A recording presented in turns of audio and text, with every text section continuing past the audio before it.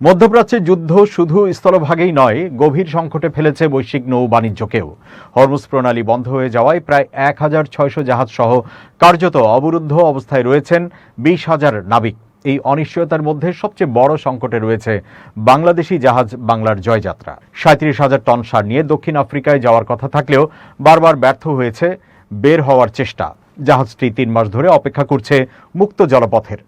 বাংলার জয়যাত্রার ক্যাপ্টেন শফিকুল ইসলাম বলেছেন, মনে হচ্ছে আমরা যেন একটি পুকুরে আটকা পড়ে আছি।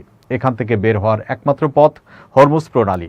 দক্ষিণ আফ্রিকাগামী প্রায় ৩৭,০০০ টন সার বহন করা জাহাজটির ক্যাপ্টেন শফিকুল যুদ্ধ শুরুর পর ২ বার প্রণালী পাড়ি দেওয়ার চেষ্টা করেন, কিন্তু ২ বারই ফিরে আসতে হয় তাকে।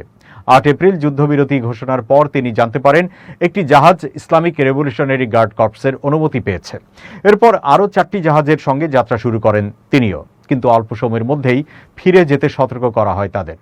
৯ দিন পর ইরান বাণিজ্যিক জাহাজ চলাচলের জন্য প্রণালী খুলে দেওয়ার ঘোষণা দিলেও পরে সেই সিদ্ধান্ত প্রত্যাহার করে নেয়। ফলে আবারও ফিরে আসতে বাধ্য হয় বাংলার জয়যাত্রা। নিরাপত্তার কারণে অনেক জাহাজ এখন বিভিন্ন বন্দরে বা উপকূলের বাইরে নোঙর করে আছে। তবে দিন দিন খাদ্যের সঙ্গে সংকট বাড়ছে বিশুদ্ধ পানিরও। দুবাই, আবুধাবি ও কুয়েতের কাছের সাপ্লাই সার্ভিস চালু থাকলেও সরবরাহ অনিশ্চিত। সব জিনিসের মধ্যে পানির দাম সবচেয়ে বেশি বেড়েছে বলে জানান বাংলার জয়যাত্রার প্রধান প্রকৌশলী রাশেদুল হাসান।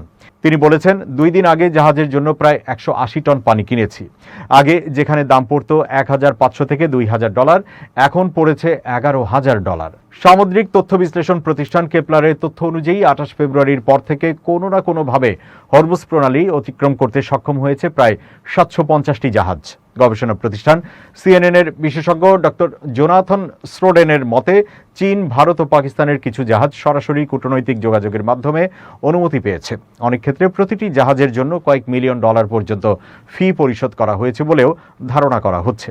বাংলাদেশ শিপিং কর্পোরেশনের ব্যবস্থাপনা পরিচালক কমোডর মাহমুদুল মালেক জানান, প্রথম দিকে বাংলাদেশ ইরানে নির্ধারিত ফি দিতে সম্মত হয়েছিল, কিন্তু পরে যুক্তরাষ্ট্র সম্ভাব্য নিষেধাজ্ঞার হুমকি দিলে সেই পরিকল্পনা বাতিল করা হয়। তার ভাষ্য, আমরা এখন দ্বৈত সংকটে রয়েছি।